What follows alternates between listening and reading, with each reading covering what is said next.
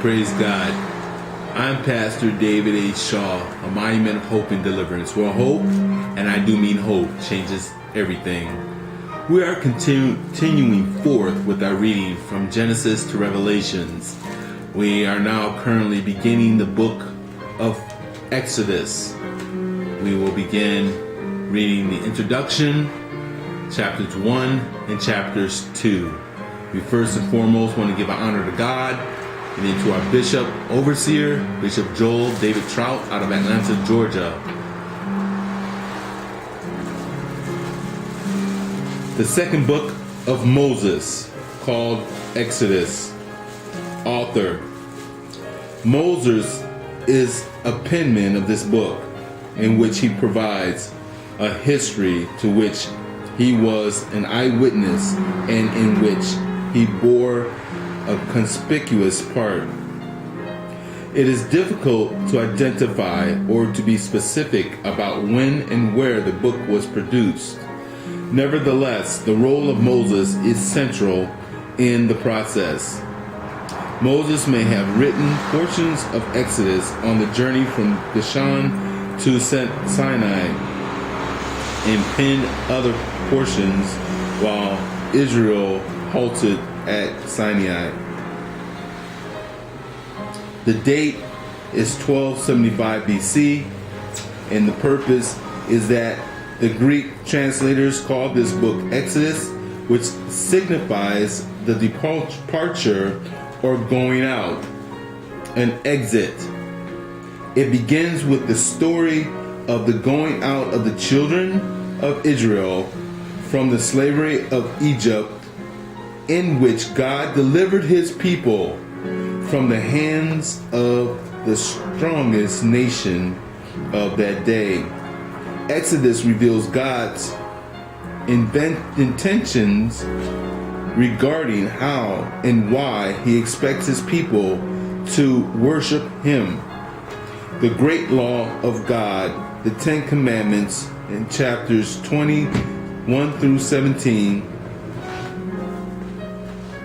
and the book of the covenant, chapters 20 verses 22 through 23, and chapter 23 verses 33, and John chapter 5 verse 46. The way of man's conciliation of God and coming into covenant and communion with him by the mediator is here variously presented. It is of great use to us for the illustration of the New Testament. Major theme is the redemption, deliverance from the bondage. Chapter 1. Now these are the names of the children of Israel, which come into Egypt. Every man in his household came with Jacob, Reuben, Simeon, Levi, and Judah, Issachar, Zebulun, and Benjamin, Dan, and Naphtali, Gad, and Asher. And all of the souls that came out of the loins of Jacob were 70 souls. For Joseph was in Egypt already, and Joseph died, and all the brethren, and all of their generation. And the children of Israel were fruitful, and increased abundantly, and multiplied, and waxed exceedingly mighty, and the land was filled with them. Now there arose up a new king over Egypt, which knew not Joseph. And he said unto his people, Behold, the people of the children of Israel are more and mightier than we. Come now, let us deal wisely with them, lest they multiply. And it came to pass that when there faileth out any war, they join also unto our enemies, and fight against us. And so great they get them up out of the land. Therefore they did set over the taskmasters to afflict them with their burdens. And they built for Pharaoh treasures, cities, Pithom and Ramses. But the more they afflicted them, the more they multiplied and grew. And they were grieved because of the children of Israel. And the Egyptians made the children of Israel to serve with rigor. And they made their lives bitter with hard bondage in mortar and in brick and in all manner of service in the field. All their service wherein they made them serve was with rigor. And the king of Egypt spake to the Hebrew midwives, of which the name of one was Shiphrah, and the name of the other was Puah. And he said, when ye do office of the midwife to the Hebrew women, and see them upon the stools, if it be a son, then ye shall kill him. But if it be a daughter, then she shall live. But the midwives feared God, and did not, as the king of Egypt commanded them, but saved the men children alive. And the king of Egypt called for the midwives, and said unto them, why have you done this, and have saved the men children alive?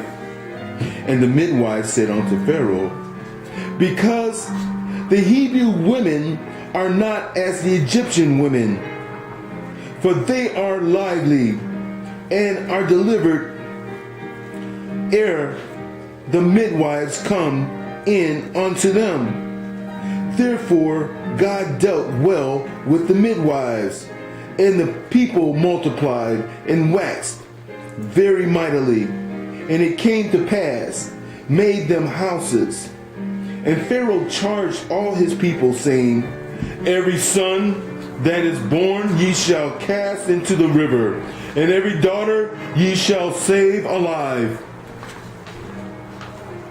Chapter 2. And there went a man of a house of Levi, and took a wife, a daughter of Levi, and the woman conceived and bore a son. And when she saw him, that he was a godly child, she hid him 3 months. And when she could not longer hide him, she took him from the ark, and bulrushed, and dotted it with slime and with pitch, and put the child therein. And she laid it in the flags by the river's brink. And his sister stood afar off, to wit what would be done to him. And the daughter of Pharaoh came down to wash herself at the river, and her maidens walked along with the river's side. And when she saw the ark among the flags, she sent her maid to fetch it. And when she had opened it, she saw a child, and behold, the babe wept. And she had compassion on him, and said, this is the one of the Hebrew children. Then said his sister to Pharaoh's daughter, shall I go and call to thee a nurse of the Hebrew woman, that she may nurse in the child for thee? And Pharaoh's daughters said to her, go. And the maid went and called the children's mother. And Pharaoh's daughter said unto her, take this child away, and nurse it for me, and I will give thee thy wages. And the woman took the child, and nursed it. And the child grew, And she brought him into Pharaoh's daughter, and he became her son. And she called his name Moses. And she said, because I drew him out of the water. And it came to pass in the days when Moses was grown, that he went out into his brethren and talked and looked on their burdens. And he spied an Egyptian smiting a Hebrew on his brethren. And he looked this way and that way. And when he saw that there was no man, he slew the Egyptian. He hid him in the sand. And when he went out a second day, behold, 2 men of the Hebrews strolled together. And he said to them that did the wrong, wherefore smitteth thy fellow? And he said, who made thee a prince or judge over us? Indeed, thou to kill me, and thou killest the Egyptian. And Moses feared and said, surely this thing is known. Now, when Pharaoh heard this thing, he sought to slay Moses. But Moses fled from the face of Pharaoh and dwelt in the land of Midian. And he sat down by the well. Now the priests of the Midian had 7 daughters, and they came to draw water and filled the troughs to water their father's flock. And the shepherds came and drove them away. But Moses stood up and helped them and watered their flock. And when they came to rule their father, he said, how is it that ye are come so soon today? And they said, an Egyptian delivered us out of the hand of the shepherds, and also drew water enough for us, and watered the flock. And he said unto his daughters, where is he? Why is it that ye have left the man? Call him, that he may eat bread. And Moses was content to dwell with the men. And he gave Moses Zipporah, his daughter, and she bore him a son, and he called his name Gershon. For he said, I have been a stranger in a strange land.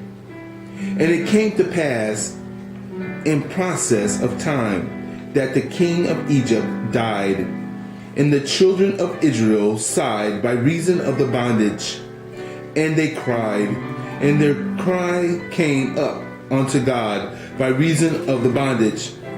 And God heard their groanings, and God remembered his covenant with Abraham, with Isaac, and with Jacob. And God looked upon the children of Israel, and God had respect upon them. That concludes our reading of the introduction, as well as chapter 1 and chapter 2 of the book of Exodus. Thank you, and God bless.